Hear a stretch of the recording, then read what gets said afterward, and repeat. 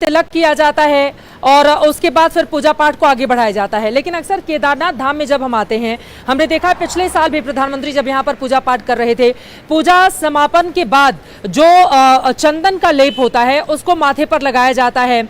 उसके बाद उनको प्रसाद दिया जाता है, जो भोग में चढ़ाया जाता है उसको प्रसाद में दिया जाता है और फिर अंगवस्त्र वहां पर जो अंदर पुजारीगण मौजूद होते हैं वो प्रधानमंत्री नरेंद्र मोदी को देते हुए नजर आए। ये जो चंदन का लेप है माथे पर लगाने का, इसका क्या महत्व है, अगर उसके बारे में हमारे दर्शकों को आप बता पाएं। जी देखिए चित्रा जी, बहुत ही उत्तम प्रश्न आपने किया है, प्रशंसनीय प्रश्न आपने किया है।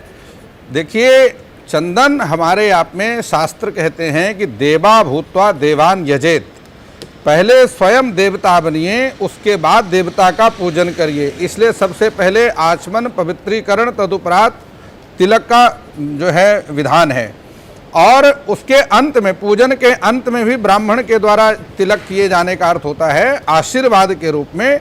वह तिलक जिस प्रकार अभी मेरे अग्रज जोशी जी बता रहे थे कि स्वस्ति, यहाँ से पूजन का क्रम आरंभ होता है। हमारे भारतीय मनीषी ऋषियों ने इस प्रकार के कुछ चिन्हों की खोज की जिसके मात्र निर्माण मात्र से ही, जो बहुत लंबे समय तक पूजन नहीं कर सकते, साधना नहीं कर सकते, जप नहीं कर सकते, किसी प्रकार के उनको ज्ञान नहीं है, इन चिन्ह मात्रों का निर्माण करने से उनको सभी प्रकार के फल प्राप्त होते हैं। आपने बीच में चर्चा की थी 10 दिशाओं की बात आपने कही। प्रायः लोगों को 4 दिशाओं का ज्ञान होता है और लेकिन शास्त्रों में 10 दिशाओं की, बिल्कुल आपकी बात सही है। ये स्वस्तिक ऐसा चिन्ह है जो कि 10 दिशाओं को जोड़ता है, प्लस धन का चिन्ह बना करके 4 दिशाओं को जोड़ता है। उसके बाद उसको आगे से टेढ़ा किया जाता है जो कि 4 दिशाओं के और कोण में बने हुए अग्नि कोण है, नैऋत्य कोण है, वायव्य कोण है और उसके बाद ईशान कोण है। इन 4 कोणों को भी जोड़ता है। इस प्रकार से ये जो कोण हैं ये मध्य में 2 दिशाओं के मध्य में होते हैं जो कि 2 दिशाओं की ऊर्जा को अपने साथ में संग्रहित करते हैं।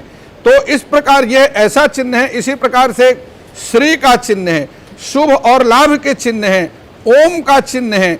यह ऐसे चिन्ह है जो अगर घर में किसी के वास्तु दोष होता है चित्रा जी, और उस वास्तु दोष को दूर करने के लिए यदि आप बहुत सारे उपाय नहीं कर सकते हैं, वास्तु शांति नहीं कर सकते हैं, मात्र जिस स्थान पर वास्तु दोष है वहां यदि आप स्वस्तिक का निशान बना देते हैं सिंदूर से, तो उतने से ही वो वास्तु दोष दूर हो जाता है। तो यह बहुत ही महत्वपूर्ण चिन्ह है, ऋषियों की खोज है और हमारे आपके कल्याण के लिए ऋषियों के द्वारा ये दिया गया उपहार है।